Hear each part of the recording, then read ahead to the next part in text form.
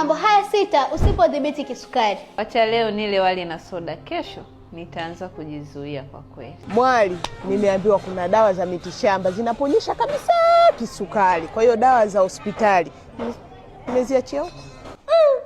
Hapana, hii sio sukari ya kawaida, itakuwa nimerogwa.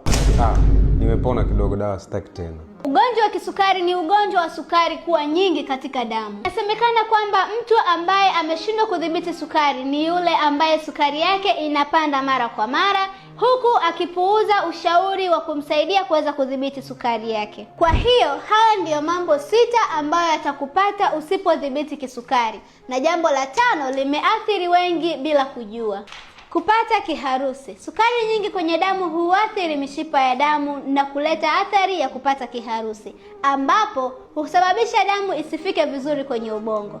Kupata magonjwa ya moyo. Watu wenye kisukari wana hatari kubwa ya kupata magonjwa ya moyo kwa sababu sukari nyingi katika damu huathiri mishipa ya damu na kugeuza kuwa mafuta mabaya ambayo yanaenda kuathiri mishipa ya damu na kufanya damu ishindwe kupita vizuri.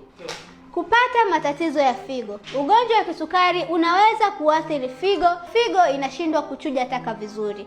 Kupata uharibifu wa neva. Mgonjwa wa kisukari anaweza kupata ugonjwa wa diabetic neuropathy, hali inayosababisha maumivu, ganzi au kuchoma moto kwenye miguu pamoja na mikono. Na hili ndilo linaloathiri wengi bila kujua, kupata vidonda vya miguu. Hivi ni vidonda ambavyo huchelewa kupona na hata kusababisha kupoteza mguu ukakatwa mazima.